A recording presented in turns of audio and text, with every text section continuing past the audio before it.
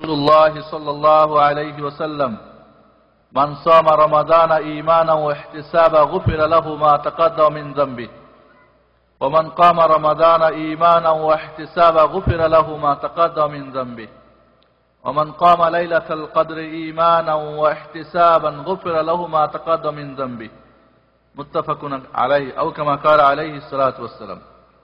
الحمد لله الله رب العالمين মেহেরবানি যে আজকে আমরা শাবান মাসের রমজানের সওগাত এই বিষয়কে কেন্দ্র করে আল আহসা ইসলামিক সেন্টারে আলোচনা করার জন্য আমরা এবং শোনার জন্য উপস্থিত হতে পেরেছি, সেই জন্য মহান রব্বুল আলামিনের দরবারে আমরা শুকরিয়া জানাই, বলি আলহামদুলিল্লাহ। প্রতি বছরেই আমরা রমজানের পূর্বে রমজানকে কিভাবে আমরা গ্রহণ করব বেশ কিছু মাসলা মাসাইল নিয়ে আমরা আলোচনা করে থাকি। সংক্ষিপ্তভাবে রমজান মাসে আমাদের করণীয় কি, বর্জনীয় কি, এই রমজান কেন আসে, রমজানের অর্থ কি, সিয়াম বা রোজার অর্থ কি, এই কয়েকটা বিষয় আজকে আমরা সংক্ষিপ্তভাবে জানার চেষ্টা করব ইনশাআল্লাহ। নিঃসন্দেহে রমজান মাস আল্লাহ রাব্বুল আলামিনের পক্ষ থেকে এক আমাদের উপরে অনুগ্রহ, যার মাধ্যমে আমরা অনেক কিছুই অর্জন করতে পারি। এই রমজান মাস তাকওয়ার মাস, এই রমজান মাস আল্লাহর পক্ষ থেকে অনেক কিছুই দান এবং আল্লাহ রাব্বুল আলামিনের পক্ষ থেকে খায়রাত এবং বরকতের মাস। এই মাসেই কোরআন নাজিল হয়েছিল, আমরা সবাই জানি। এই মাসটি হচ্ছে ধৈর্যের মাস। এই মাসে মানুষ ধৈর্য কিভাবে ধারণ করতে হয় এটা শিক্ষণীয়, এই মাসে অনেক কিছু রয়েছে। এই মাস হচ্ছে হক এবং বাতিলের মধ্যে পার্থক্য করার জন্য শাহরুল ফুরকান। এই মাসটি বিজয়ের মাস। এই রমজান মাসে মুসলমানদের বড় বড় বদরের যুদ্ধ, মক্কা বিজয়, স্পেন বিজয়, সিন্ধ বিজয়, বহু ধরনের বড় বড় যে বিজয়গুলি মুসলমানদের এই রমজান মাসেই অনুষ্ঠিত হয়েছিল। এই মাসের প্রথম 10 দিন রাহমাত, আউয়ালুহু রাহমা ওয়া আওসাতুহু মাগফিরাহ ওয়া আখিরুহু ইতকুম মিনান নার। এই মাসটিকে আল্লাহ রাব্বুল আলামিন 3টি ভাগে ভাগ করেছে। প্রথম 10 দিন হচ্ছে কিসের? রাহমাতের। মধ্যের 10 দিন মাগফিরাত বা ক্ষমার জন্য। শেষের 10 দিন জাহান্নাম থেকে পরিত্রাণ পাওয়ার জন্য।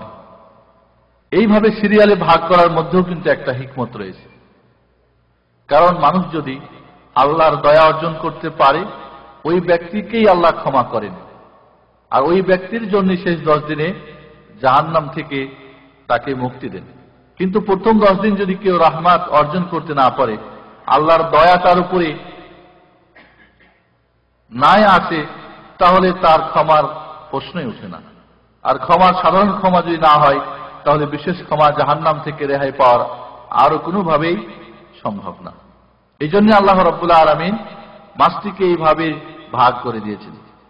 এই মাসে আল্লাহ রাব্বুল আলামিন শয়তানকে শৃঙ্খলিত করেন, জান্নাতের দরজাগুলি খুলে দেওয়া হয়, জাহান্নামের দরজাগুলিকে বন্ধ করে দেওয়া হয়। এই মাসটি হচ্ছে নূর, হেদায়াত এবং বাইয়িনাত, বা এই মাসটিকে আল্লাহ রাব্বুল আলামিন ঈমানকে বাড়াবার জন্য আমাদের কাছে পাঠিয়ে দেন। এই রমজান মাস আল্লাহ রাব্বুল আলামিনের পক্ষ থেকে এক মেহমান। এই মেহমানকে যদি যথাযথভাবে মেহমানদারি করেন, তাহলে আল্লাহর কাছে গিয়ে আপনাদের সম্পর্কে ভালো খবর দেবেন। আর যদি এই মাসকে অসম্মান করেন, একে আপ্যায়ন ঠিক মতো না করেন, এর গুরুত্ব না বুঝেন, এই রমজান করিমকে যদি আপনারা অপমান করেন, এর সম্মান না দেন, এই যার জন্য যে জন্য এসেছে সেই জন্য আপনারা যদি একে গ্রহণ না করেন, আল্লাহ রাব্বুল আলামিনের কাছে গিয়ে এই রমজান মাস আপনার আমার বিরুদ্ধে নালিশও জানাতে পারে। বন্ধুগণ, রমজান মাসে একটি রাত্রি আছে লাইলাতুল কদর, যেটি 1000 মাসের চাইতে উত্তম। খায়রুম মিন আলফি শাহর। 1000 মাস যদি হিসাব করা যায় কত বছর হয়? 83 বছর 4 মাস। এর চাইতে উত্তম একটা রাত্রি। এই রমজান মাসকে আল্লাহ রাব্বুল আলামিন একজন মুমিন মুসলমানের ঈমানের পরিচয় ধরে বা আল্লাহর কাছে সে যে ঈমানদার মুমিন এর পরিচয় দেওয়ার এক বিরাট সুযোগ হয়ে যায়। কে মুমিন আর কে মুমিন না, পাক্কা মুমিনদার কে আর সত্যিকারে মুনাফিক মুসলমানকে এই রমজান মাসেই পরিচয় হয়ে যায়। এই রমজান মাস রিজিকে বরকতের মাস। আমরা রুজি রুটির জন্য ছুটে এসেছি সৌদি আরবে, কিন্তু যদি প্রতিদিন আমরা আল্লাহ রাব্বুল আলামিনের কাছে এই রমজান মাসে সঠিকভাবে চাইতে পারি, তাহলে এই হবে যে আমাদের বরকতের দরজাটা খুলে যেতে পারে। অনেকেই 5 বছর 10 বছর, অনেকেই হয়তো 15 বছর 20 বছর আজ পর্যন্ত এই বরকতের অনুভব হয়তো করতে পারেন নাই। সত্যিকারে যদি এই মাসে আমরা আল্লাহর কাছে চাইতে পারি, তাহলে আল্লাহ রাব্বুল আলামিনের পক্ষ থেকে আমাদের বরকতের দরজা উন্মুক্ত হতে পারে, খুলে যেতে পারে। এই রমজান মাস এটা ইসলামী অর্থনীতির মাস। এই মাসেই যাকাত মানুষ আদা করে থাকে, গরিব দুঃখীদেরকে দয়া করে থাকে। এই মাসে মানুষ ক্ষুধার জ্বালা কি বুঝতে পারে। একজন বড় লোক মানুষ সারা বছর না খাওয়া যে কি মানে পেটের জ্বালা এটা বুঝতে পারে না। একজন ফকির যখন হাত বাড়িয়ে বলে বাবা একটা কিছু দাও, তখন বলে বেটা কামাই করে রাখছিস নাকি। কিন্তু রমজান মাসে সত্যিকারে একজন বড় লোক বুঝতে পারে একজন গরিবের পেটের জ্বালাটা কত বড় জ্বালা। সারাদিন না খেয়ে থেকে সন্ধ্যার সময় পিপাসা যখন লেগে যায়, ক্ষুধার জ্বালায় যখন আর বারবার ঘড়ির দিকে দেখতে থাকে সূর্য ডুবেছে কিনা, তখন অনুভব করতে পারে এই মাসে একজন গরিবের পেটের জ্বালা কত বড় জ্বালা, এই পেটের চাহিদা কত বড় চাহিদা। আর তখনই একজন বড়লোক একজন গরিবকে দান খায়রাত এবং তার দিকে হাত বাড়িয়ে দেওয়ার তার কি হয়ে যায়, সুযোগ হয়ে যায়। বন্ধুগণ, রমজান মাসের আলোচনা করতে গেলে অনেক সময় প্রয়োজন, কারণ এর অনেকগুলি দিক ও বিভাগ রয়েছে। আজকে আপনাদের কাছে, এর আগেও প্রতি বছরে আমি আপনাদের কাছে এই রমজানের সংক্ষিপ্ত আলোচনা করেছি। আজকে কয়েকটা বিষয়ের উপরে বিশেষভাবে আপনাদের কাছে দৃষ্টি আকর্ষণ করব আপনাদের। প্রথমত আমরা আছি রমজান কেন, কি জন্য আসি, এখন পর্যন্ত আমরা এই আলোচনাই করলাম। রমজান কি? তাকওয়ার মাস, পরেজগারির মাস, রুজিতে বরকতের মাস, আল্লাহর কাছ থেকে ক্ষমা নেওয়ার মাস, জাহান্নাম থেকে পরিত্রাণ পাওয়ার মাস, কোরআন নাজিলের মাস, লাইলাতুল কদরের মাস ইত্যাদি ইত্যাদি। কিন্তু এই রমজান আমাদেরকে কি দেওয়ার জন্য আসে, আমাদের কি এর মধ্যে করার কি প্রয়োজন রয়েছে? আপনাদের কাছে আমি রমজান এবং সিয়ামের দুইটা শব্দের অর্থ তুলে ধরব, আপনারা একটু খেয়াল করে শুনবেন। রমজান শব্দের অর্থ হচ্ছে পুড়িয়ে ছাই করে দেওয়া। কি অর্থ? কোন একটা জিনিসকে পুড়াই দেওয়া। কি পুড়াবেন? পুড়াবেনটা কি? বাড়িঘর জ্বালাই দেবেন, টাকা পয়সা পুড়াই দেবেন? এই রমজান মাস, রমজান মানে পুড়িয়ে ছাই করে দেওয়া। কি পুড়াবেন আপনি? এই মাসে আপনাকে পুড়াতে হবে আপনার। তার আগে একটা কথা শুন, আমরা বুঝি একটা গাড়ি কি জন্য বানানো হয়েছে বলেন তো? চলার জন্য। মনে করেন একটা গাড়ি, জাপানি গাড়ি 150 কিলোমিটার বেগে চলবে, ঠিক আছে? এখন গাড়িটা যদি যিনি ড্রাইভার এর রং ইউজ করে, সঠিকভাবে ব্যবহার না করে, 1 বছর পরে চলবে 150 কিলো চলবে? চলবে না। অনেক পার্টস নষ্ট হয়ে যাবে, অনেক পার্টস বিকলাঙ্গ হয়ে যাবে, ভেঙে যাবে, ধোঁয়া ছাড়বে, সবকিছু নষ্ট হয়ে যাবে। এই গাড়িটার আবার প্রয়োজন কি? ওয়ার্কশপে নিয়ে গিয়ে কি করা? যে পার্টসগুলি ভেঙে গেছে ওটা চেঞ্জ করে দেওয়া, যেখানে ময়লা ধোঁয়া লাগছে ওটাকে পরিষ্কার করে ঝকঝকা করে দেওয়া। মানুষের বানানো একটা গাড়ি রং ইউজ করার ফলে, এর নিয়মতান্ত্রিক ব্যবহার না করার ফলে এই গাড়িটা যেই উদ্দেশ্যে বানানো হয়েছিল সেই উদ্দেশ্য আমরা আদা করতে হয় না, ঠিক কিনা? হয় না। একটা ঘড়ির যদি পানির মধ্যে ডুবাই দেন, পানি ঢুকে যায়, চলবে? এখন যদি এর মধ্যে জোরে একটা থাপ্পড় দিয়ে ভেঙে দিই, আওয়াজ হবে? হবে না। যেই কোনো জিনিসকে যদি আপনি রং ইউজ করেন, এর ব্যবহার সঠিকভাবে না করেন, তাহলে কি হবে? নষ্ট হয়ে যাবে। আর এই জন্য একে ঝালাই করতে হয়, এই জন্য এর পার্ট চেঞ্জ করতে হয়, এর জন্য একে পরিষ্কার করতে হয়, এর জন্য একে পরিচ্ছন্ন করতে হয়, এর জন্য রয়েছে কি ওয়ার্কশপ, ঠিক না বেটি? কিন্তু আপনার আমার এই 3.5 হাত বডি, এটাও কিন্তু একটা গাড়ি। এই গাড়ির মালিককে না আপনারা? মালিককে আল্লাহ। এই গাড়ির মালিক আল্লাহ। বানিয়েছেন কে? মহান আল্লাহ রাব্বুল আলামিন। একটা জাপানি গাড়ি 100-150 কিলোমিটার বেগে চলবে, এটাই হলো তার। এই জন্য আমি তাকে মনে করেন 1 লক্ষ রিয়াল দিয়ে কিনেছি। চলে না, তাহলে কোথায় সমস্যা হয়েছে, ঠিক না ঠিক? এই 3.5 হাত বডিকে আল্লাহ কেন বানিয়েছেন? হ্যাঁ, একমাত্র শুধু বলবেন যে আল্লাহর ইবাদত করার জন্য, উত্তর ঠিক না। কি বলতে হবে? একমাত্র আল্লাহ রাব্বুল আলামিনের ইবাদত করার জন্য। আমার চোখ, আমার নাক, আমার হাত, আমার পা, আমার সমস্ত অঙ্গ প্রত্যঙ্গ কি করবে? আল্লাহর ইবাদত করবে। এই জন্য আল্লাহ বানিয়েছেন ওমা খালাকতুল জিন্না ওয়াল ইনসা ইল্লা লিয়াবুদুন। মানুষ এবং জিনকে আমি তৈরি করেছি একমাত্র আমার ইবাদত করার জন্য। আমাদের চক্ষু আল্লাহর ইবাদত করে? কান আল্লাহর ইবাদত করে? করে না। হাত করে না, বিবেক করে না, হাত পা করে না, পেট করে না।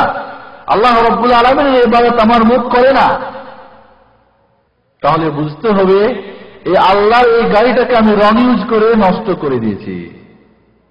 আল্লাহ রাব্বুল আলামিন সৃষ্টি করেছেন একমাত্র তার ইবাদত করার জন্য, কিন্তু আমার এই শরীরের অঙ্গ প্রত্যঙ্গ আল্লাহর ইবাদত না করে কার ইবাদত করে? শয়তানের, আমার নাফসের, আমার ইচ্ছার। তাহলে বুঝতে হবে যেইভাবে ওই গাড়িটা রং ইউজ করার ফলে তার উদ্দেশ্য আদায় হচ্ছিল না, আমিও আমার বডিকে আল্লাহর দেওয়া পন্থায়, আল্লাহর দেওয়ার তরিকায়, মুহাম্মদুর রাসূলুল্লাহ সাল্লাল্লাহু আলাইহি ওয়াসাল্লামের তরিকায় ব্যবহার না করার ফলে, রং ইউজ করার জন্য, এটাকে নিয়ম অতিক্রম করার জন্য, এর যে পদ্ধতি, এর যে ক্যাটালগ দেওয়া হয়েছে, এর যে নিয়ম কানুন দেওয়া হয়েছে, এটাকে সীমালঙ্ঘন করার ফলে এটাও নষ্ট হয়ে গেছে।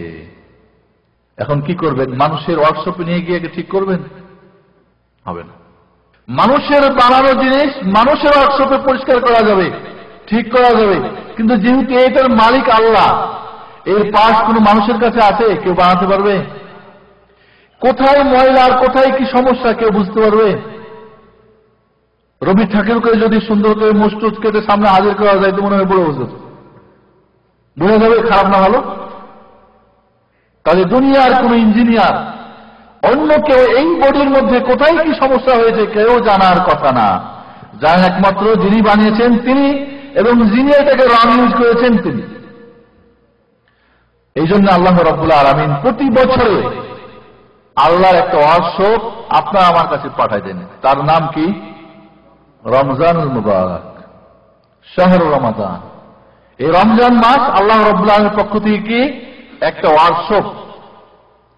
এই ওয়ার্কশপে কি করতে হবে? আপনাকে আপনার এই 3.5 হাত বডিকে ঝালাই করতে হবে। আমার আপনার এই বডি, চক্ষুকে পরিষ্কার করতে হবে, মুখকে পরিষ্কার করতে হবে, দিমাগকে পরিষ্কার করতে হবে, পেটকে পরিষ্কার করতে হবে, হাতকে করতে হবে, পাকে করতে হবে, সব কিছুকে পরিষ্কার করতে হবে। যদি এই রমজান মাসে আল্লাহ রাব্বুল আলামিনের এই ওয়ার্কশপে আপনার এই 3.5 হাত বডিকে ঝালাই করে নেন, তাহলে আবার কি হবে? যে উদ্দেশ্যে বানানো সে উদ্দেশ্য আদায় হবে। কি মনে করেন? হবে না? হবে। এই জন্যই হলো এই ওয়ার্কশপে ইঞ্জিনিয়ারকে আপনি নিজে। কারণ গাড়ি খুললে ইঞ্জিনিয়ার বলতে পারে কোথায় কি সমস্যা, কিন্তু আমার এই বডিতে কোথায় কি সমস্যা আছে এই দুনিয়ার কোন ইঞ্জিনিয়ার বলতে পারবে? আমি জানি আমার চোখকে আমি কোথায় ব্যবহার করি। আমি কি ওই অশ্লীল ছায়াছবি দেখি না ভালো কিছু দেখি? এই চোখ দিয়ে কোরআন তেলাওয়াত করি না নভেল নাটক করি? আমার কান দিয়ে গান বাজনা তারে নারে শুনি, ঢিকঢাক শুনি, না এই কান দিয়ে আমি কোরআন শুনি? আমার বিবেক দিয়ে আমি ভালো কিছু ভাবি না মানুষের অন্যায় করার জন্য কিছু ভাবি? আমার হাত দিয়ে আমি ভালো কিছু করি না অন্যায় কিছু করি? আমার পেটে হারাম খাই না ভালো খাই? আমার পা দিয়ে হেঁটে আমি ভালো জায়গায় যাই না অন্য জায়গায় যাই, আমার এই 3.5 বডির কোথায় কি সমস্যা আমি জানি, ঠিক না ঠিক? কাজে প্রত্যেকটি মানুষ তার শরীরের নিজের ইঞ্জিনিয়ার। আল্লাহর ওয়ার্কশপে এই আপনি যে ইঞ্জিনিয়ার, একে পরিষ্কার করুন। কি পরিষ্কার করবেন? আপনার এই 3.5 বডির যেখানে যেখানে পার্টসগুলি। আরেকটা কথা খেয়াল রাখবেন, এটা মানুষের বানানো না তো যে একেবারে চেঞ্জ করতে হবে। আল্লাহর বানানো, যতই অন্যায় ব্যবহার করেন কিন্তু আবারও যদি ওরা ঝাড়াই করেন ঠিক হয়ে যাবে, একেবারে ভেঙে চুরে যাবে না। যতই উন্নত মানের কোম্পানি ভাঙবে কিন্তু আল্লাহটা ভাঙবে না, যদি আপনি চান তা আবার তাকে পরিষ্কার করলে আবার ঠিক মতো চলবে। বন্ধুগণ, রমাদান মানে বলেছিলাম কি, পুড়িয়ে ছাই করে দেওয়া।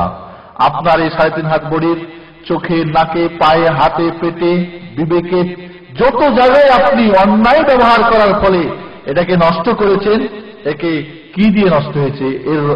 এর কালিটা কি? এর কালিমাটা কি? এর নষ্টটা কি? পাপ, ঠিক না?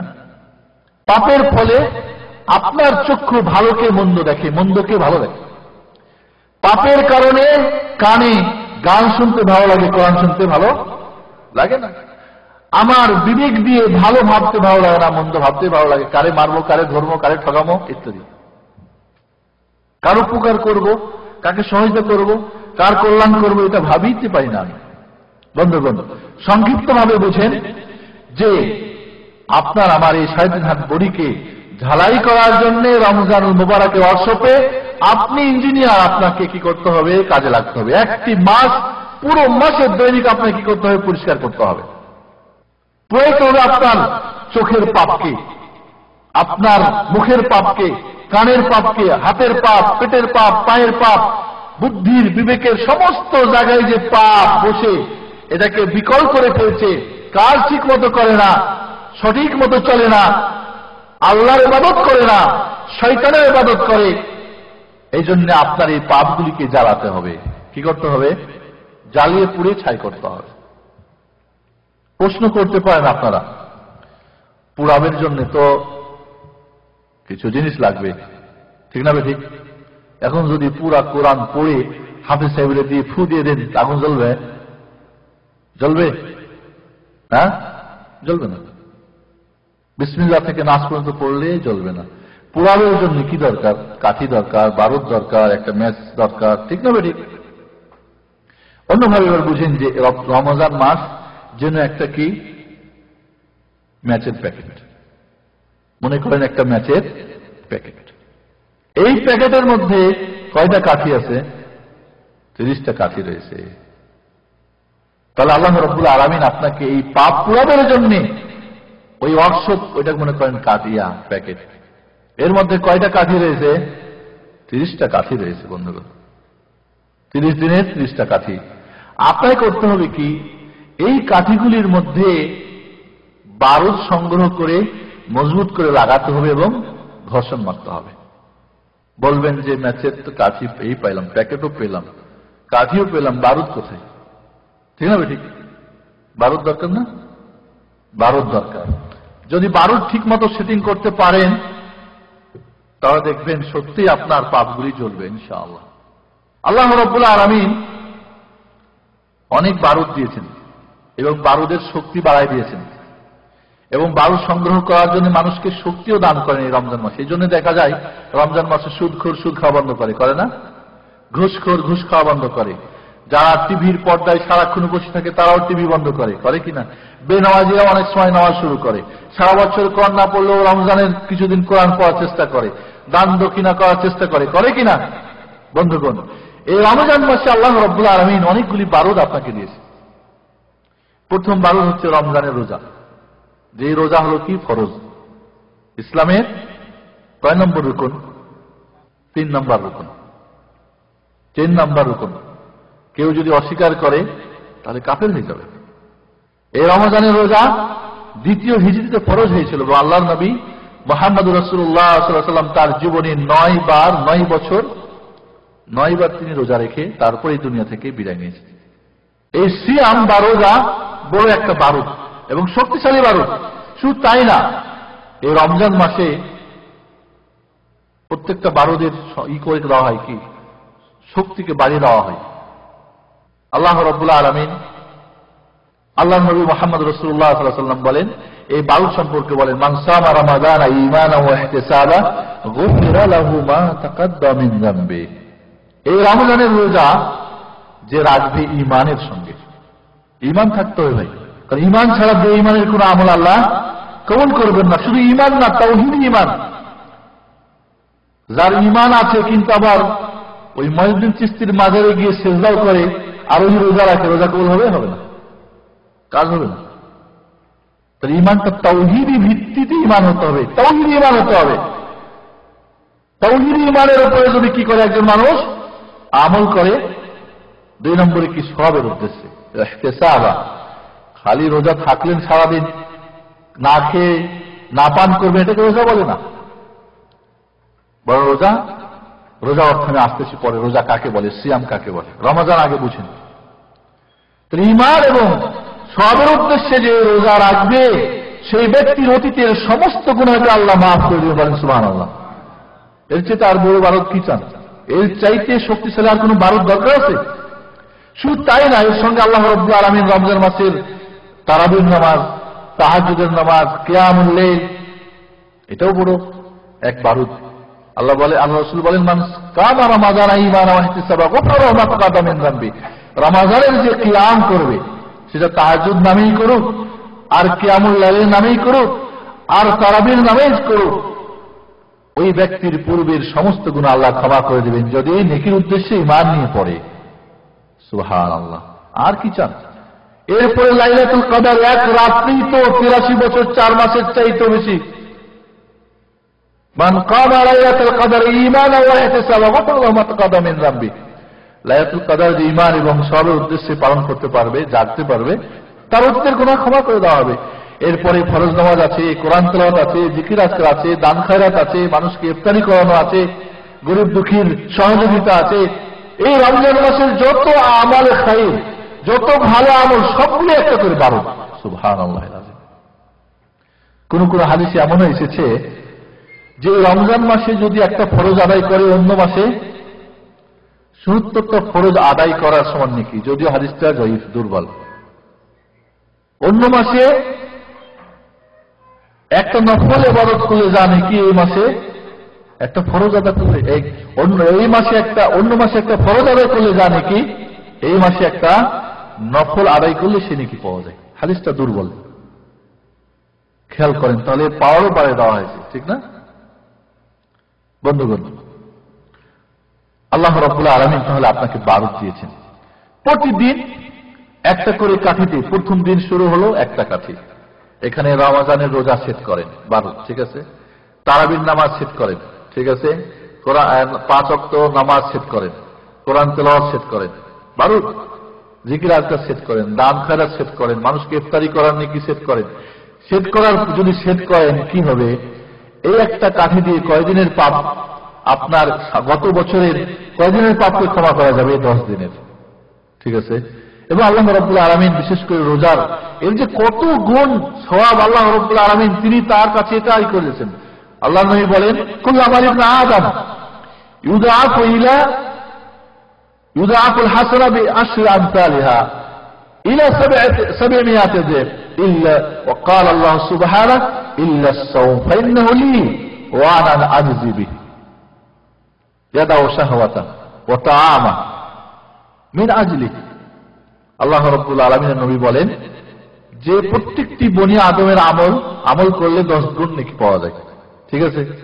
এটা 700 গুণ বাড়ানো হয়, কিন্তু আল্লাহ রাব্বুল আলামিন বলেন রোজা ব্যতিরেকে, রোজা আল্লাহ বলেন যেটা আমার জন্য বান্দা করেছে, খাস আমার জন্য খাওয়া পিনা ছেড়ে দিয়েছে, তার স্ত্রীকে, হালাল স্ত্রীকে হারাম করে নিয়েছে, এটার স্পেশাল ভাবে আমি এর যাচাই খায়ের দেব। সুবহানাল্লাহ। মানুষের দুর্গন্ধ, মুখের দুর্গন্ধ বড় দুর্গন্ধ, ঠিক না? কিন্তু এই দুর্গন্ধটা রমজানের রোজা যিনি রাখেন, রোজাদারের দুর্গন্ধটা আল্লাহর কাছে মিসকে আম্বারের চেয়ে অধিক সুগন্ধি। আল্লাহু আকবার।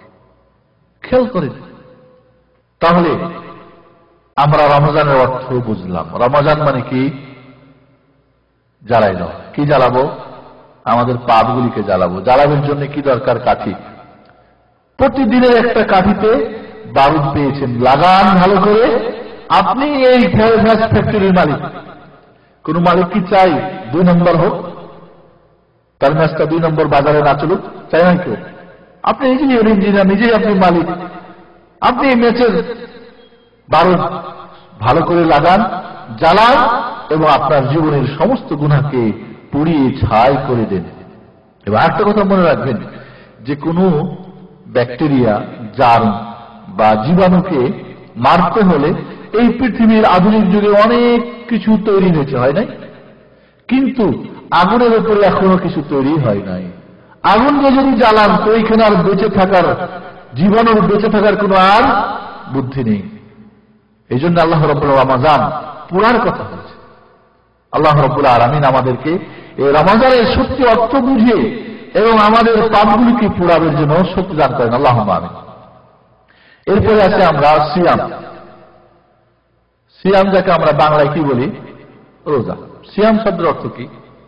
রোজা অর্থ সবাই বুঝেছেন তো, না বুঝেন নাই? তাহলে বুঝতে সমস্যা হয়েছে? হ্যাঁ, এবার বুঝেন সিয়াম। সিয়াম শব্দের অর্থ হচ্ছে কি? বিরত থাকা। কি থাকা? বিরত থাকা, শাব্দিক অর্থ। ইসলামের পরিভাষায় সিয়াম বলা হয় ফজর থেকে নিয়ে সূর্য ডোবা পর্যন্ত সর্বপ্রকার রোজা নষ্ট, যে সমস্ত জিনিস রোজা নষ্ট করে দেয়, এই সমস্ত জিনিসগুলি থেকে ইবাদতের উদ্দেশ্যে বিরত থাকার নাম হচ্ছে সিয়াম বা রোজা। বিশেষ করে খানা পিনা এবং স্ত্রী সহবাস থেকে বিরত থাকার নাম হচ্ছে রোজা।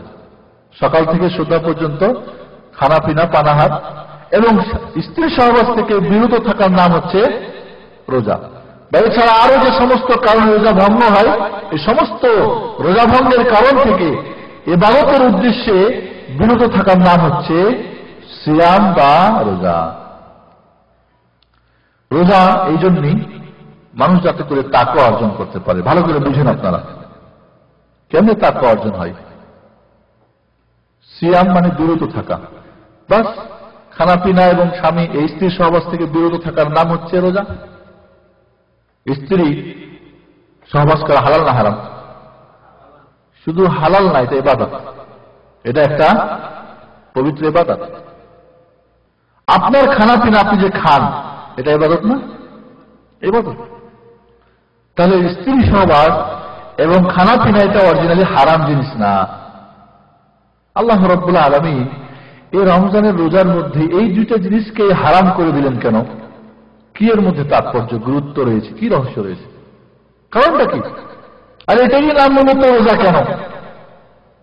প্রশ্নটা বুঝেছেন আপনারা? বোঝেন নাই? বন্ধুগণ, মানুষের জীবনে সবচাইতে বড় চাহিদা কয়টা? 2টা। একটা চাহিদা হলো পেটের চাহিদা। এই চাহিদা শুরু হয় কখন? মার পেট থেকে। মার পেট থেকে, ঠিক না? যদি রুম ফুকে দেওয়া হয়, 4 মাস বয়স যদি হয়, রুম ফুকে দেওয়া হয় মায়ের পেটে, তখন থেকে এই খানার চাহিদা শুরু হয়। এই জন্য দেখবেন এই দুনিয়াতে মার পেট থেকে আসার সঙ্গে সঙ্গে হা করে কয় আমার একটু কিছু খাওয়ার দাও। আবার মরার সময় হা করে সর্বতর্বত দাও, আমি যাচ্ছি, শেষ খাওয়ারটা খেয়েই যাই। ঠিক না? ঠিক। তবে মানুষের পেটের চাহিদা শুরু হয় মায়ের পেট থেকে, শেষ হয় মৃত্যুর আগ পর্যন্ত। দাঁত লেগে গেল, দাঁতটা ছুড়াই দিয়ে একটু শরবত খাওয়ানোর চেষ্টা করে, করে না? করে না? যে পেটের চাহিদার কারণে আমরা সবাই ছেড়ে, বাংলাদেশের সেই সুন্দর সুজলা সুফলা শেষ দেশকে ছেড়ে, বন্ধু বান্ধবকে ছেড়ে, সবার চোখে পানি বইয়ে, নিজেও কেঁদে কেটে এয়ারপোর্টে বা বাড়ি থেকে সবাইকে বিদায় দিয়ে কাঁদতে কাঁদতে সৌদি আরব চলে এসেছি এই পেটের চাহিদা পূরণ করার জন্য। কিনা বলেন? ঠিক না? ঠিক না? কেউ অন্য জন্য, অন্য কোনো কারণে এসেছেন? তাহলে বন্ধুগণ, মানুষের পেটের চাহিদা বিরাট চাহিদা। এই পেটের জন্য মানুষ হালাল হারাম বুঝে না। এই পেটের চাহিদা পূরণ করার জন্য মানুষ ভালো পথ আর মন্দ পথ বুঝে না। এই পেটের চাহিদা পূরণ করার জন্য মানুষ ছিল তাই রাহাজানি, মারামারি, চুরি, ডাকাতি, বাটপারি, স্মাগলারি, দুনিয়ার সব কিছু করতে মানুষ সামনে আগায়। অর্থ উপার্জনের জন্য, এই পেটকে শান্তি দেওয়ার জন্য, এই বড় জাহান্নামকে শান্তি দেওয়ার জন্য, কি পূরণ করার জন্য সারা পৃথিবীর মানুষ, এটা আল্লাহ রাব্বুল আলামিনের দেওয়া প্রাকৃতিক, এটা মানুষের চাহিদা। তাহলে আপনারা বুঝতে পেরেছেন যে মানুষের জীবনের সবচেয়ে বড় চাহিদা কি? পেটের চাহিদা। এক। 2 নম্বর বড় চাহিদা হলো মানুষের যৌন ক্ষুধা। একজন নারী বা একজন পুরুষ, একজন ছেলে বা একজন মেয়ে যখন যৌবনে পদার্পণ করে তখন উকি মারে। কিসের উকি মারে? যদি বিয়ে দিতে দেরি করে প্রেম করে, অবৈধ প্রেম করে না? যদি বিয়ে না দেয় খালার বাড়ি গিয়ে খামাখা রাগ করে বসে থাকে। বড় দুলা ভাইয়ের কাছে বলে, কি ব্যাপার, আপনারা কোনো চিন্তা ভাবনা করছেন না? বড় বোনের বাড়িতে গিয়ে বোনরে বুঝাই, দাদা থাকলে দাদারে বুঝাই। বিয়ের বয়স হয় নাই, ছোট থাকতে একটা গল্প শুনছিলাম, বয়স হয়েছে বিয়ে দেয় না। এক পণ্ডিতের কাছে গেছি, কি করি, আমার বিয়ে শাড়ি দেয় না বাবা মা, কিভাবে বলি লজ্জায়। আগের পোলাপান বড় লজ্জা করতে, এখন তো ধরে নিয়ে আসে বাপের সামনে, এলো এসি মানলে মানো না হলে আমি গেলাম শ্বশুর বাড়ি গেলাম না, ঠিক না? ঠিক। এখন পণ্ডিতজি কয়, তোমার বিয়ে দেয় না তো বড় মুশকিল, এক কাজ করো, সবাই যখন বাড়িতে থাকবে রাত্রিবেলা বা সকালবেলা একটা কুড়াল লইবা, লয়ে খুব রাগ করে বলবা, খাটকে কেটে ফেলে দেবো। খাট যে খাটে শয়, এই খাট এত বড় রেখে দরকার নাই, এর হাফ করে দেবো। বড় খাট 2 জনের জন্য, এত বড় রাখার কি দরকার, আমি তো একাই, এর কেটে ছোট করে দেবো। তো সবাই দৌড়ে আসবে, কি হয়েছে, পাগল হয়েছে নাকি তুমি, এই খাট কেন করে ফেলবে তুমি, কত বড় খাট দরকার না, আমি একটা মানুষ এত বড় খাদ্য করুন কি? তো বড় ভাবি বড় চালাক ছিল, ওই জন্য না বুঝতে পারছে, কয় রাখ, কানে কানে কয়, কি বিয়ে তুই করবি নাকি? হ্যাঁ, হলো নাকি তোমার, বুঝলো না এখনো। বন্ধুগণ, মানুষ বিয়ের যখন বয়স হয় তখন পাগলামি ছাগলামি কত কিছু করে না? অবৈধ পন্থা অবলম্বন করে। কারণ এটা আল্লাহ রাব্বুল আলামিনের মধ্যেই এই শক্তি দিয়ে দেবে একটা সময় হলে। হযরত আদম আলাইহিস সালাম জান্নাতে রাখা হয়েছিল না? জান্নাতে এত সুখ আনন্দ, ফল ফুলারি, খাওয়া দাওয়া, স্প্রিংয়ের গদি, কত কিছু, মজা লাগে না? মজা পাই না? এই মজা একা একাই পাওয়ারও কথা না, ঠিক না? ঠিক। আল্লাহ রাব্বুল আলামিন যখন হাওয়াকে বানাই দিলেন, এবার হাওয়ার সঙ্গে যখন জান্নাতে ঘুরে কি মজা, সবকিছুই ভালো লাগে। তো মানুষের জীবনে যৌন চাহিদা বিরাট চাহিদা, যার ফলে মানুষ হালাল হারাম বুঝে না। পাশ্চাত্যের দেশগুলিতে মা বোন বুঝে না, বলেন নাউজুবিল্লাহ। গরু পশু মানে পশু কুত্তা অন্য কিছু বুঝে না, যার ফলে এই পৃথিবীতে আল্লাহ রাব্বুল আলামিন এমন একটা রোগ পাঠিয়েছেন, নাম জানেন নাকি? যার কোনো চিকিৎসা নাই। এটার কারণই হচ্ছে অবৈধ পন্থায় এই যৌন ক্ষুধাকে তৃপ্তি করার কারণ, অন্য কোনো কারণ নেই। সমকামিতা, পশু উল্টাপাল্টা, হারাম, ব্যভিচার, এই কারণে এই বালা আল্লাহ রাব্বুল আলামিন দুনিয়ায় পাঠিয়ে দিয়েছেন। আজ পর্যন্ত ডাক্তাররা এর ওষুধ খোঁজ করে আল্লাহ, কিন্তু চলে নাকি? অবৈধ কি চলতেছে না? চলতে আছে, নাউজুবিল্লাহ। বন্ধুগণ, তাহলে মানুষের জীবনে সবচেয়ে বড় চাহিদা কয়টা? পেটের চাহিদা, যার জন্য এটা আর বুঝাইতে হবে না, বলছেন আপনারা। আর যারা এখনো ছোট আছেন, ছোট তো কেউ নাই বুঝি, সবাই বড় হয়েছেন আল্লাহ করে, তাহলে দ্বিতীয়টাও বুঝাবে এর প্রয়োজন নেই। আল্লাহ রাব্বুল আলামিন এই রমজান মাসে রোজা মানে বিরত থাকা, এই 2টা চাহিদাকে কন্ট্রোল করতে হবে। সকাল থেকে সন্ধ্যা পর্যন্ত খানাপিনা চলবে না, স্ত্রী সহবাস চলবে না, বিরত রাখো। একজন মানুষ যদি ভাই বড় একটা জিনিসকে কন্ট্রোল করতে পারে, ছোটগুলি পারবে না? যদি 1 ছটাক চাল ভাত খেতে পারে, এই যদি 1 কেজি চালের ভাত খায়, আর হেরে যদি 2 ছটাক চাল পাকায় দেন, পেট ভরবে নি? খাইবে, কিছুই বুঝতে পারবে না। তাহলে এই 2টাকে যদি কন্ট্রোল করতে পারে একজন মানুষ, তাহলে খুঁটি খুঁটি ছোট ছোট চাহিদাগুলি কন্ট্রোল করতে পারবে না? পারবে না। 1। 2 নম্বরে এই হালাল জিনিসকে যদি কন্ট্রোল করতে পারে, যেটা অরিজিনালি হারাম, ওটা কন্ট্রোল করতে পারবে না। যে ব্যক্তি হালালকে হারাম করে কন্ট্রোল করতে পারে, আসলে যেটা হারাম কন্ট্রোল করতে পারবে না? পারবে। তাহলে বুঝেন, এই রোজার অর্থ তাহলে হলো সর্বপ্রকার অন্যায়, অশ্লীল, বেহায়া, নোংরা, শয়তানি, বাটপারি, জাহান্নামী সবকিছু থেকে বিরত থাকার একটা শক্তি অর্জন করার নাম হচ্ছে এই রোজা। এই জন্য আল্লাহ রাব্বুল আলামিন কি বলছেন সূরা বাকারার 183 নম্বর আয়াতে? কি বলছেন? ইয়া আইয়ুহাল্লাযীনা আমানু কুতিবা আলাইকুমুস সিয়াম কামা কুতিবা আলাল লাযীনা মিন ক্বাবলিকুম লাআল্লাকুম তাত্তাকুন।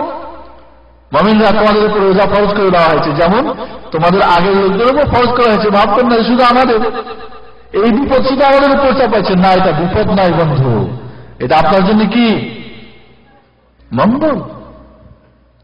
যদি একটা লোকের গাড়ি নষ্ট হয়ে যায় রাস্তার মধ্যে, আর নিকটে যদি ওয়ার্কশপ পেয়ে যায়, খুশি হবে না নারাজ হবে? আর যদি মধ্যখানে হয়, গাড়ি ঠেলতে ঠেলতে কি অবস্থা হবে?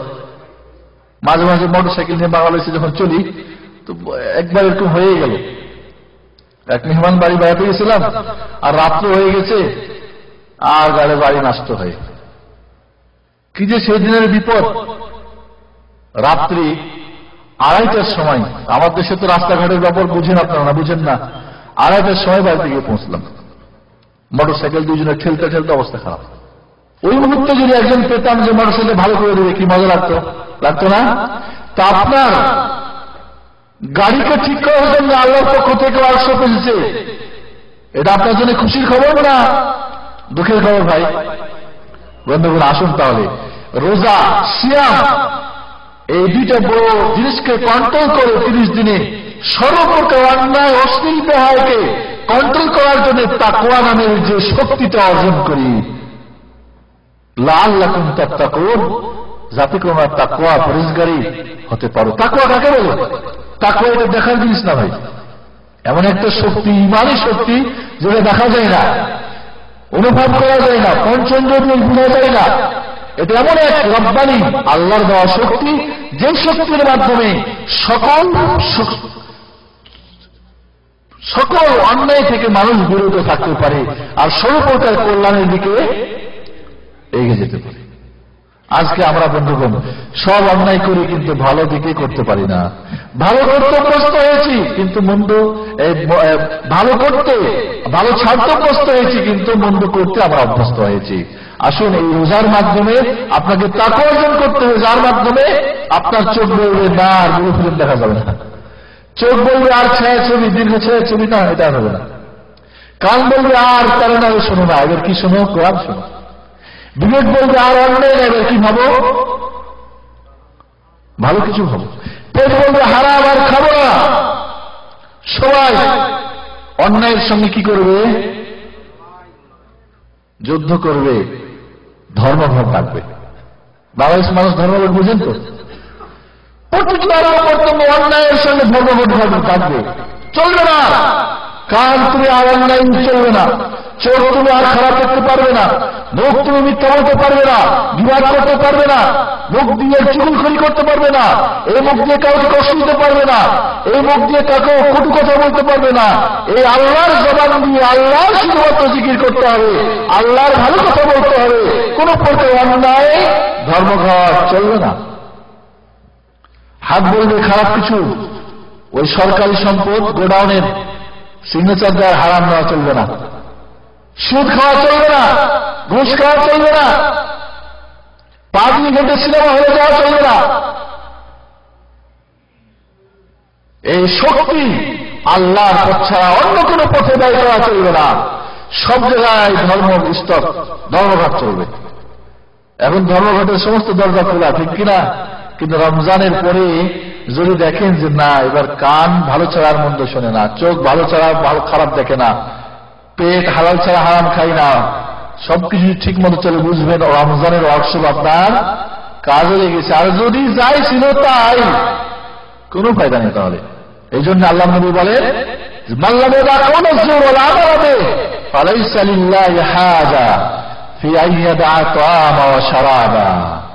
যে ব্যক্তি রমজানের রোজা রাখার পরে রোজা অবস্থায় অন্যায়, অশ্লীল, বেহায়া, মিথ্যা, গর্হিত কাজ, জাহান্নামী কাজ, শয়তানি কাজ ছাড়তে পারবে না, ওই লোকটির না খেয়ে থাকা, না পান করা আল্লাহর কোনই প্রয়োজন নেই।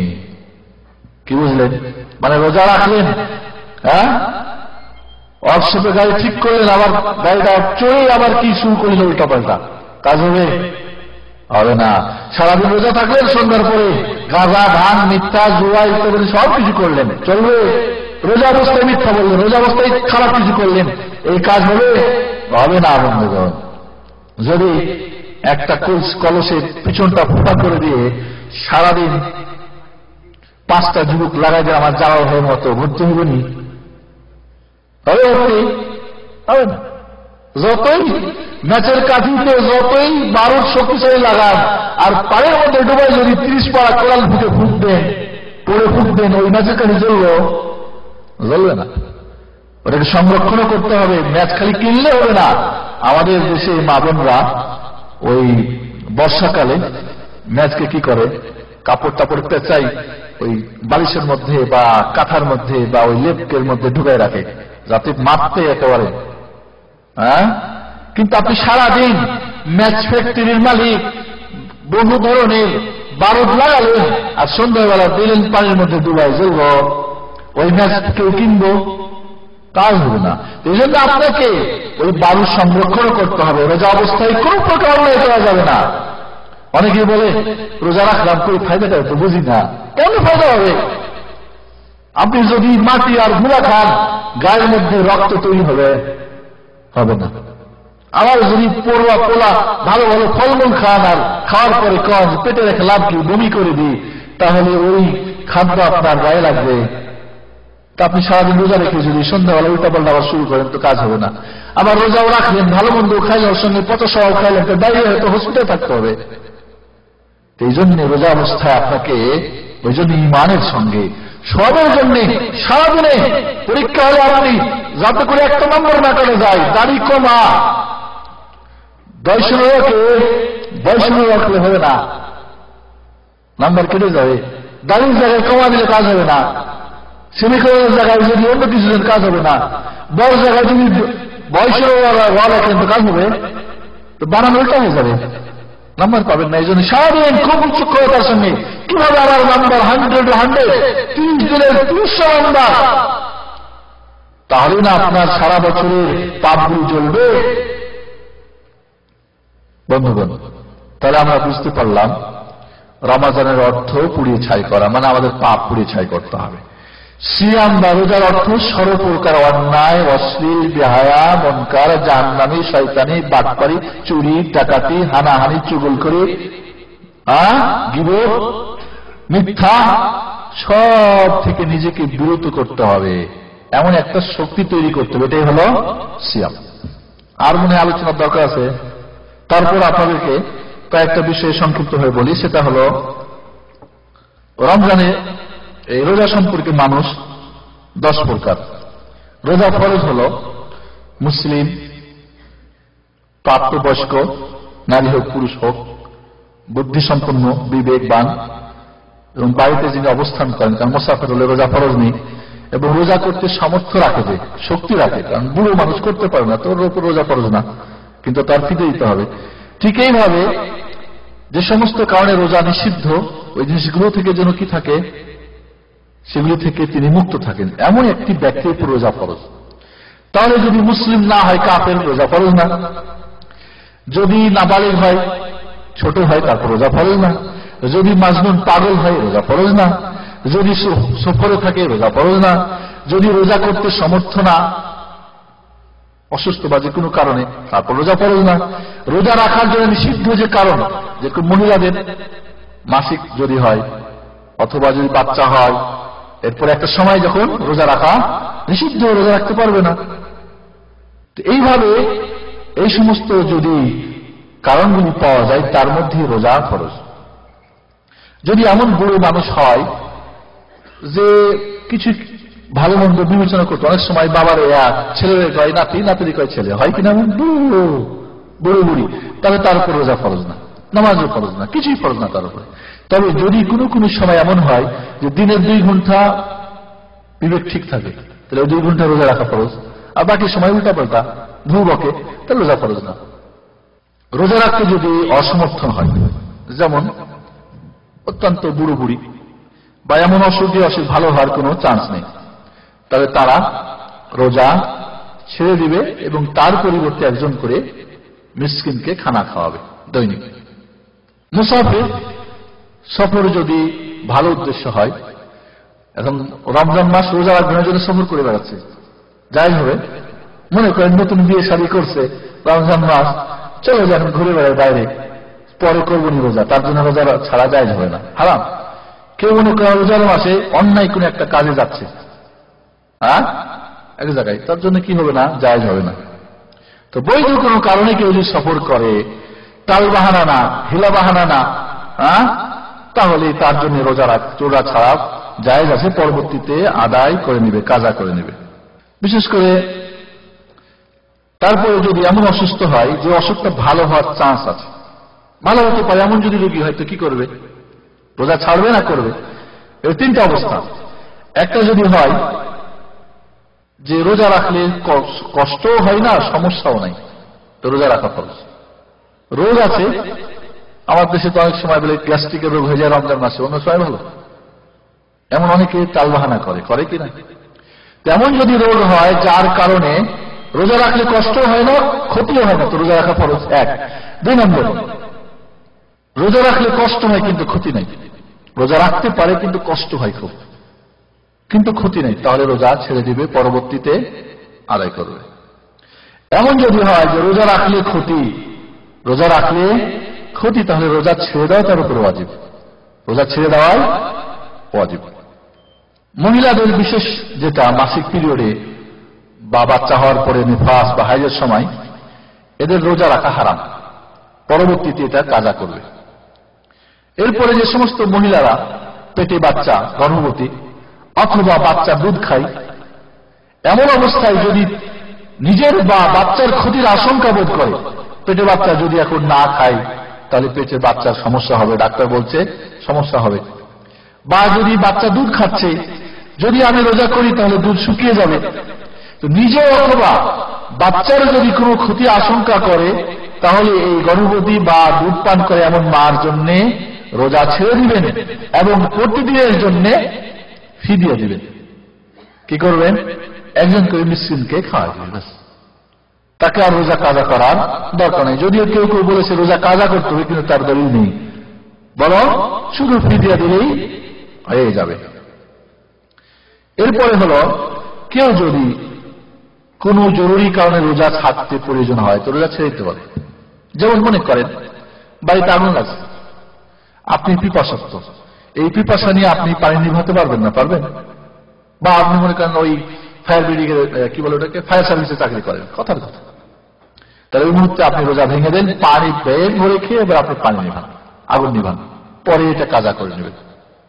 একটা বাচ্চা মনে করেন পানিতে ডুবে মরে যাচ্ছে, আপনি রোজাদার, এই পিপাসার্থ নিয়ে আপনি বাচ্চাকে, আপনার গায়ে শক্তি নেই, বাচ্চা আপনার গায়ে উঠে আপনি ডুবে পড়বেন, নিজেই মরে যাবেন বাচ্চার কাছ থেকে, তাহলে আপনি পানি খেয়ে নিন, যে ঝাঁপ দেন বা ওই পুকুরের পানি যদি ঢুকেই যায় আপনার, খেয়ে ফেলেন, মাফি মুশকিল, তাহলে আপনি পরবর্তীতে এইটা কাজা করে নেবেন।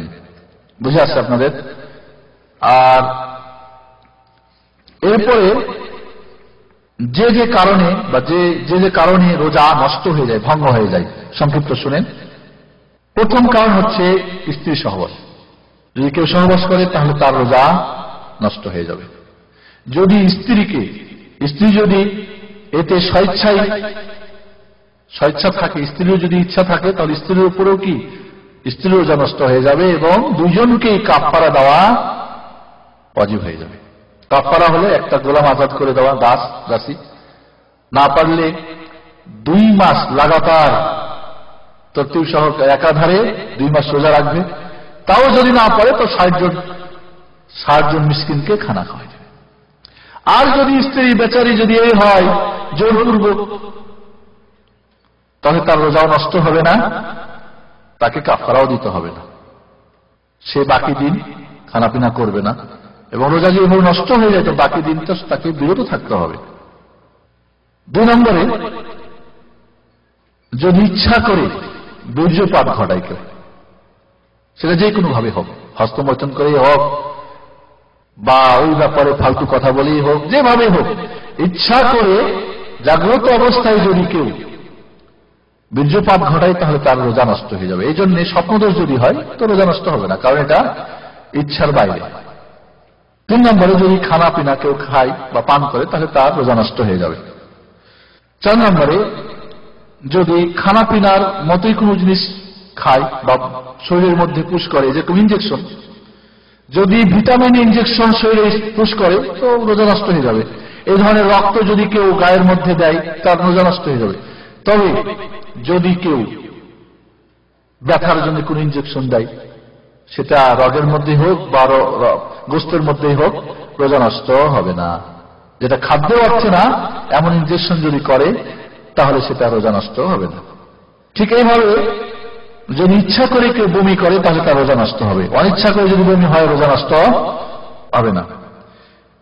এরপরে হলো, যদি কেউ ইচ্ছা করে শরীর থেকে কি করে রক্ত বের করে, সেটা সিঙ্গা লাগিয়ে হোক বা যেভাবে হোক, মনে করেন হাত কেটে গেল, এখন রক্ত বের হয়েছে, এখন রোজা থাকলে কি হবে? দুর্বল হয়ে যাবে, রোজা রেস্ট হবে। সিঙ্গা লাগলে রোজা নষ্ট হবে কি না আল্লাহ রাসূল সাল্লাল্লাহু আলাইহি সাল্লাম রোজা ভাঙতে বলেছেন, আবার নিজে রোজা ভাঙেন নাই। এই 2 হাদিসের অর্থ হলো, যদি এই সিঙ্গা লাগার পরে বা রক্ত বের হওয়ার পরে কেউ দুর্বল হয়ে যায়, সমস্যা হয়, তো রোজা ভেঙে দিবে, রোজা ভেঙে যাবে। আর যদি সবল হয়, শক্তিশালী, কোন সমস্যা না, অল্প, এই জন্য রক্ত বের হওয়া, হালকা দাঁত দিয়ে রক্ত বের হলো বা একটু কেটে গেল, অল্প স্বল্প রক্ত, যেটা কোনো সমস্যা নাই, রক্ত বের হওয়াটা অরিজিনালি কি না রোজা ভঙ্গের কারণ না। তবে রক্ত বের হওয়ার কারণে যদি দুর্বল হয়ে যায় তাহলে সে রোজা তার নষ্ট হয়ে যাবে, কারণ সে অসুখ, এখন অসুস্থ।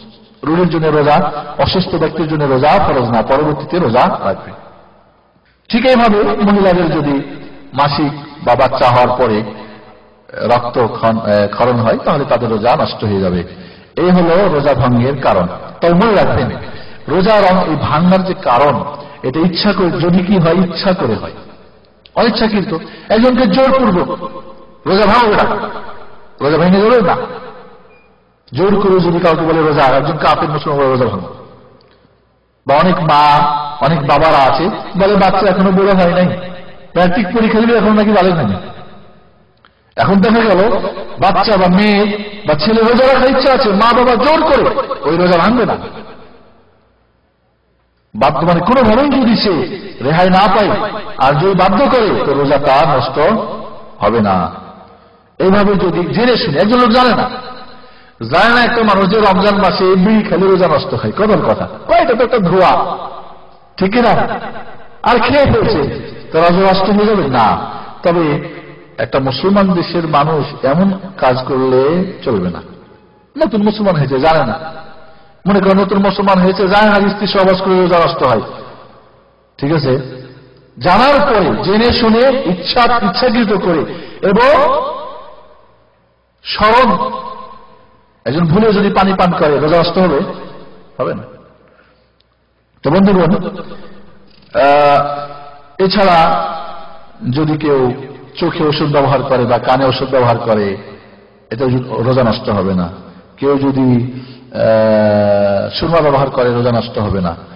রোজা অবস্থায় আপনি সকালবেলা হোক আর বিকালবেলা হোক আপনি মিসওয়াক করতে পারেন, সেটা কাঁচাই হোক আর শুকা হোক করতে পারবেন।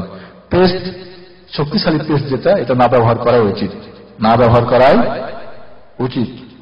এছাড়া আরেকটা মাসলা আপনাদের বলা উচিত, সেটা হলো রোজার নিয়ত। নিয়ত পড়া বিদআত, যে কোনো ইবাদতের নিয়ত পড়া কি বিদআত? নিয়ত অবশ্যই করতে হবে। নিয়ত মানে সংকল্প।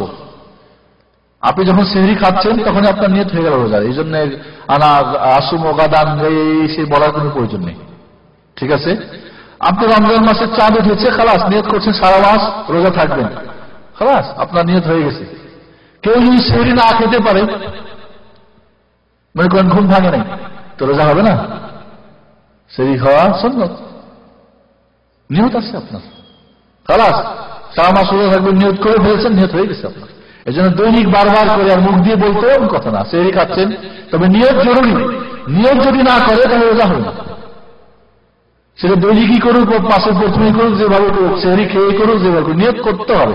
নিয়ত পড়া জরুরি না। মনে করেন, আমি একটা উদাহরণ দিই। সৌদি আরবে থাকে তো, হজ টজ করছে, তোমরা করছে। হাজি সাহেব মনে করছে বুঝি ভালো ছেলে, নেককার মেয়ে, তার বিয়ে দিয়েছে, কিন্তু বেরোজাদার, বেনামাজি, এটা তো হাজি সাহেব জানে না। রমজান মাস শ্বশুর বাড়ি গেছে মনে করেন, হ্যাঁ, এখন শ্বশুর বাড়ি গিয়ে রোজা করার তো নেই, অভ্যস্ত না। সৌদি আরবে থাকলে কি হবে? হাজি সাহেব হলে হবে কি? কালকে আমাকে একজন না পরশুদিন বলছিলেন, হাজি সাহেব আবার স্ত্রীর ছোট বোন শালিকাকে বিয়ে করছে, বলেন নাউজুবিল্লাহ। আমার দেশে তো ফ্রি না, ডোন্ট মাইন্ড টাইম নাই। বউ বলে ছেড়ে দেয় স্বামীর সঙ্গে, ভিতরে ভিতরে যে প্রেম প্রীতি হয়ে যায়, হে আর খবর থাকে। নাউজুবিল্লাহ। হাজি সাহেব কয়, হাজি সাহেব যে বললো, হাজি সাহেব হজ করছে, তো হজ করছে তো কি হয়েছে? কত হাজি পাজি আছে, এর কোনো খবর আছে? হ্যাঁ, হজ করলেই কি হাজি হয়ে যায়? হজের মতো হজ করতে হয়। বন্ধুগণ, এখন জামাই বাবু হাজি বাড়িতে সেহরির সময় উঠছে, খাইছে গরম গরম ভালো মন্দ খাইছে, সারাদিন তো আর খাওয়ার ব্যবস্থা নাই। খাইছে কিন্তু রোজা রাখবে না, উদ্দেশ্য রোজা না। স্ত্রী বারবার কইছে, আরে কিছু খাওয়া দাওয়া লয়ে কি হাজির বাড়ি তুমি দুর্নাম করবা, কেউ যদি জানতে পারে তো বিপদ হয়ে যাবে। হ্যাঁ, সারাদিন খাওয়ার সুযোগ হয় নাই, সন্ধ্যাবেলা হাজির বাড়ি সাহেব অনেক আইটেমের খাওয়া দাওয়া, ইফতারি আবার ভালো করে খাইছে। এখন যদি ইফতারি যদি 1000 বার নিয়ত করে ইফতারি করে, তার রোজা হবে? হবে না, কারণ সেহরি খাওয়ার সময় সে তার নিয়তই নাই রোজা করার। এই জন্য নিয়ত জরুরি, কিন্তু পড়া বেদাত। পড়া কি বেদাত। এরপরে যেটা আপনাদের একটা মাসালা, সেটা হলো তারাবির নামাজের একটা মাসালা আছে। কত রাকাত তারাবি পড়বো, ঠিক কিনা? রাসূলুল্লাহ সাল্লাল্লাহু আলাইহি সাল্লাম 11 রাকাতের বেশি তার জিন্দেগিতে রাতের কোন নামাজ পড়েন নাই। সেটা তারাবি বলেন, তাহাজ্জুদ বলেন, আর কিয়ামুল লাইল বলেন। কত রাকাত পড়েছেন? 11 রাকাত। মা আয়েশা রাদিয়াল্লাহু তাআলা আনহা বলেন যে আল্লাহর নবী রমজানে আর রমজানের বাইরে, মানে সারা বছরে কখনোই 11 রাকাতের বেশি নামাজ পড়েন নাই। মা কানা ইয়াজিদু ফি রমাদানা ওয়ালা গায়রিহি আলা 11 রাকআহ। আল্লাহর নবী সাল্লাল্লাহু আলাইহি সাল্লাম 11 রাকাতের বেশি নামাজ রোজা রমজান এবং রমজানের বাইরে কখনোই পড়েন নাই। বুঝে আসে? আব্দুল্লাহ ইবনে আব্বাস সাহাবী বলেন যে আল্লাহর নবী 13 রাকাত নামাজ পড়তেন। এটা বুখারীর riwayat। তাহলে আল্লাহর নবী তার জিন্দেগিতে 11 বা 13 অধিক কোন নামাজ পড়েন নাই। বুখারী মুসলিমের হাদিস, আল্লাহর নবী সাল্লাল্লাহু আলাইহি সাল্লাম জামাত করে রাত্রির নামাজ 2 দিন বা 3 দিন পড়েছিলেন। ঠিক আছে, সাহাবীদেরকে নিয়ে রাদিয়াল্লাহু তাআলা আনহু। তৃতীয় দিন বা চতুর্থ দিন আল্লাহর নবী আর আসেন নাই, সাহাবাদেরকে জামাত করে নামাজ পড়েন নাই। ফজরের সময় তিনি এসে বললেন, আমি জানি তোমরা এসেছো, কিন্তু ফরজ হয়ে যাবে এই ভয়ে আমি তোমাদের কাছে আসি নাই। আল্লাহর নবী সাল্লাল্লাহু আলাইহি সাল্লামের বাকি যুগ ওইভাবেই বিক্ষিপ্ত হবে 2 জন 4 জন 5 জন করে রাতের নামাজ পড়তো। এরপর হযরত আবু বকরের যুগে ওইভাবেই চলে গেল। হযরত ওমর রাদিয়াল্লাহু তাআলা আনহুর যুগে তিনি দেখলেন মানুষ বিক্ষিপ্ত হয়ে নামাজ পড়ে। আল্লাহর নবী তো পড়েছিলেন জামাত করে, পড়েন নাই। এখন তো আর ফরজ হওয়ার আর কোনো আশঙ্কা নেই, আছে নাকি? ওয়াহি তো বন্ধ হয়ে গেছে। ফরজ যেতে হয় ফরজ হয়ে গেছে, নফল হয়ে গেছে, সুন্নত হয়ে গেছে, ওয়াজিব হয়ে গেছে। তবে আমার দেশের হুজুররাও নিজেরাও বানিয়ে ফরজ নফল ওয়াজিব অনেক কিছু করে, এটাও ঠিক। খালাস।